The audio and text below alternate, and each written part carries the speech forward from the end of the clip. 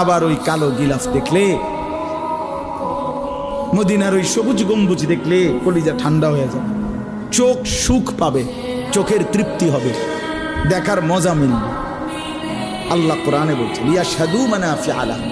আল্লাহকে যদি জিজ্ঞেস করে বান্দা কেন আমি হজে যাব, আল্লাহ বলে আয়েশা দেখো, লিয়াশহাদু, সে যেন আয়েশা দেখে। আইসো বান্দা, আসো না আমার ঘরে, আসো, আমি দেখাবো কুদরতের কি পরিমাণ নিদর্শন।